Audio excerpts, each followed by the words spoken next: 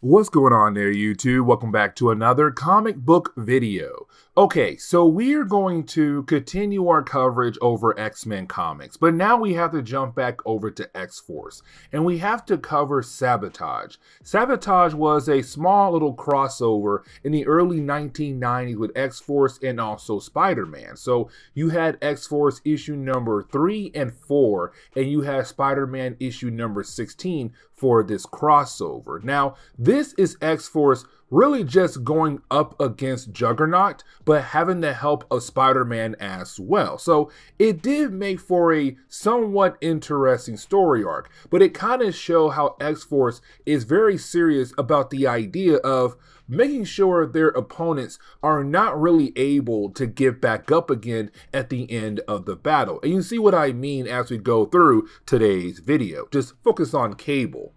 Now, Sabotage does pick up where our last video left off at. You see, at the end of our last video, we had saw Black Tom team up with Ariana Jankos. Now, Ariana Jankos had a company that was getting bought out by other companies like Sunspot's company and Gideon's company. And so she asked Black Tom for help, which he was able to do. You see, you have Black Tom being able to have everyone be held as hostages and then give money over to him and Ariana as a way to save her company. Now, in return, Ariana and her scientists had to build Black Tom a teleporter, which was the way to bring Juggernaut back down to Earth. Now, word got out very quickly to the public, and well, Siren heard about what's happening with her uncle, Black Tom. Now, like I said, Siren is the niece to Black Tom, but she's also the daughter to Banshee. But she feels like she has to handle this situation because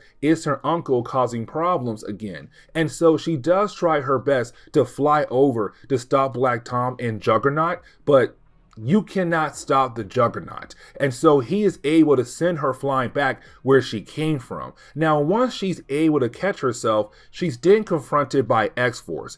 And this is X-Force saying, hey, we should team up and bring them down. Now, this is also Cable kind of giving us another example of saying, hey, listen, if we're going to go after somebody, we're going to make sure that they cannot get back up again. Because he is saying like, hey, we are going to do what the Avengers and the Fantastic Four are not willing to do.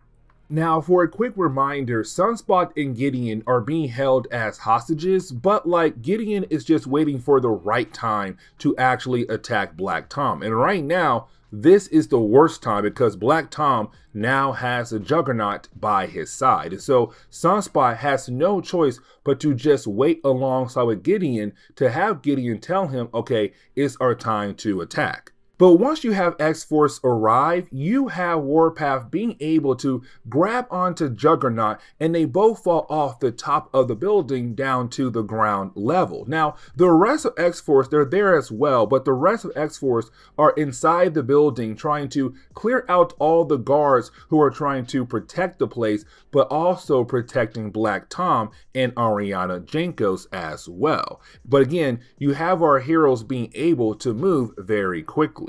But inside the actual building, we do see that Gideon believes that this is the right time to actually attack Black Tom. Now, Gideon tries, but he quickly fails. Black Tom was able to take him down very easily. Now, Sunspot, he's also there, and he believes that he might have the chance to take down Black Tom. Now, once you have Sunspot begin to use his powers, Black Tom remembers who Sunspot is as one of the many students of Charles Xavier. But you have Black Tom being able to take down Sunspot as well. Now, right before you have Black Tom about to give Sunspot another beating, you have Cable arrive and being able to shoot Black Tom in the back.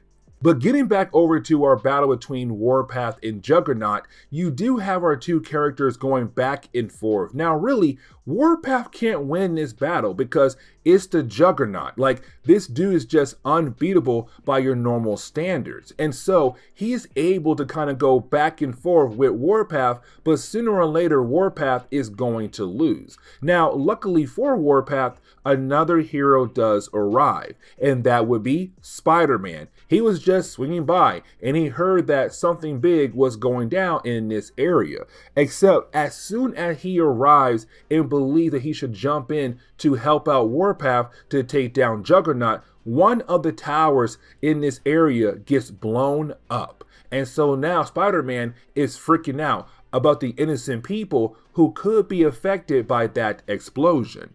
But now we have to jump into Spider-Man issue number 16, the second part of this story. Well, in some cases, it's actually the first part of Sabotage. It's kind of weird. Either way, you have Warpath getting out of debris that fell on top of him, and the same for Juggernaut as well. Now for Spider-Man, he had to dodge all debris that was in the air, but after doing that, we do learn that one of the towers of the World Trade Center was just blown up. And so we're kind of left to wonder about some of the members of X-Foce who were inside the building. Now, you do have Shatterstar and Pharaoh come out of the building to join Warpath in his battle against Juggernaut. Now, Spider-Man sees X-Foce trying to bring down Juggernaut, but he kind of wondering if he should jump in or not, because these kids, as he calls them, have no idea how to take this guy down. The Juggernaut is not just an easy opponent you can take down so easily.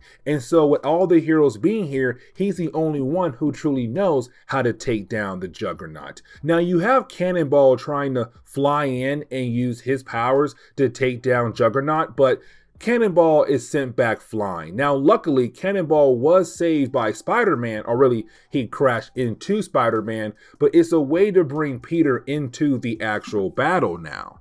Now, inside the building, we do learn that Cable and the others who are with him are actually okay. They were able to survive the actual explosion. But the problem is Black Tom has disappeared. And so you have Cable tell Domino and Siren to go join the rest of X-Force to take down Juggernaut, while Cable goes after Black Tom to most likely try to kill off Black Tom so that he would not try to come back again down the road.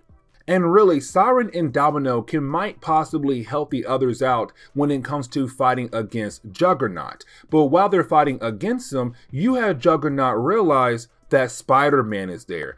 And like I said earlier, Peter is the only person here right now who has actually fought against the Juggernaut before. And so when he sees Spider-Man, he's all like, hey, this is not your battle at all. It's between me and them. So you can go ahead and leave right now so that we are able to continue on with our battle. But now we have to transition back inside the building. Now we see that Gideon does not like Cable at all. He really hates the idea of seeing other people just listen to Cable so easily without any kind of talk back at all. Now for Gideon, he also blames Cable for the bomb going off. He feels like if Cable had taken down Black Tom fast and quick, that bomb would have not gone off.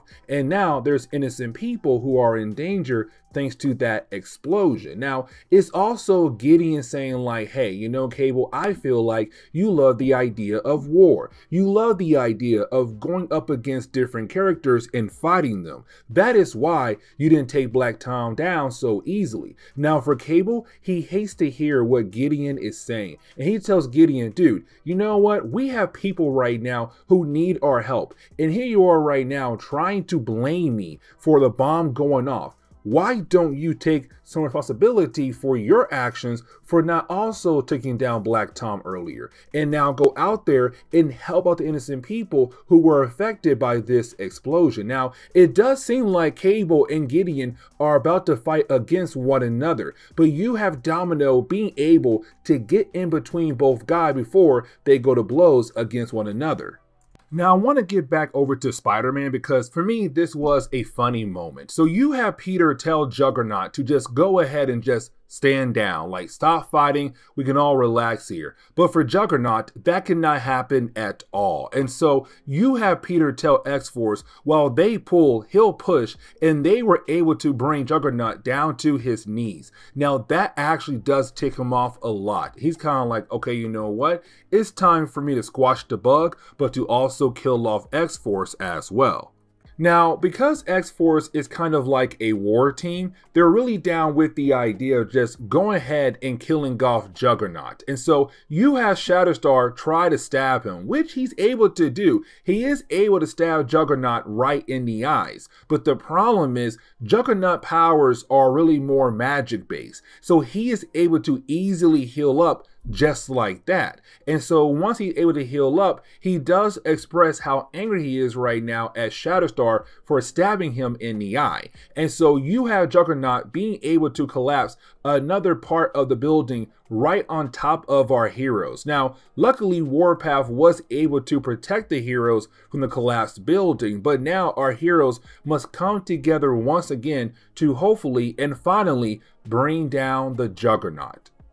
And so as we get into X-Foce issue number 4, we kind of get the same thing continuing on. The idea of X-Foce just trying to find a way to bring down Juggernaut. And you do have Spider-Man trying his own kind of ways to help the team out, but unfortunately, they can't bring the guy down. Now, it does seem like the Juggernaut has now entered this feral state of mind where he's just full of rage and just wants to beat down on our heroes right at this exact moment. But they're trying their best to find different ways to harm him. But like I said earlier, the dude is magic based, so he is able to heal up very fast. So our heroes, all their attacks are coming out, well, technically pointless. But getting back inside the actual building, we do see Cable being able to have a standoff with Black Tom. Now, for Cable, he wants to know, why did Black Tom do all of this for? And you have Black Tom say, listen, the reason why I did all of this is so that I'm, one, able to bring back Juggernaut,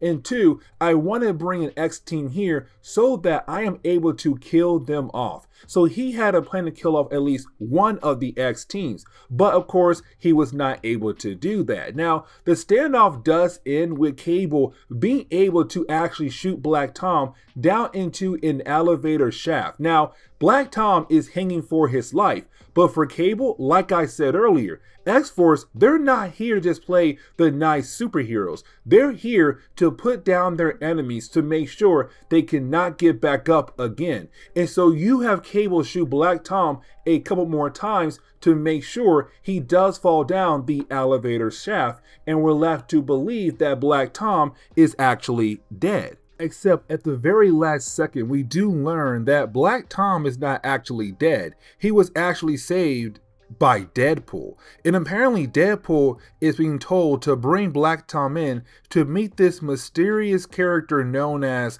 Mr. Tolliver. Now, this is where the story begins to wrap up very, very quickly, because you do have X-Foce trying their best to bring down the Juggernaut. Matter of fact, they even took off his helmet, believing that they might be able to do some severe damage to his head, except you didn't have Cable walk in. Now, Cable is ticked off, but he's kind of like, you know what? Enough is enough. I am tired of dealing with a mutant as stupid as you. Now, we already know that Juggernaut is not a mutant, so that line right there made no sense to me. But either way, you do have Cable wanting to put down the Juggernaut, except at the very last second, you have Deadpool being able to sneak up behind Juggernaut and teleport him and Juggernaut away. Now, our heroes did not see Deadpool. All they saw was that Juggernaut had teleported away, and that is it. And so for our heroes, they're kind of wondering, what in the world is going on here?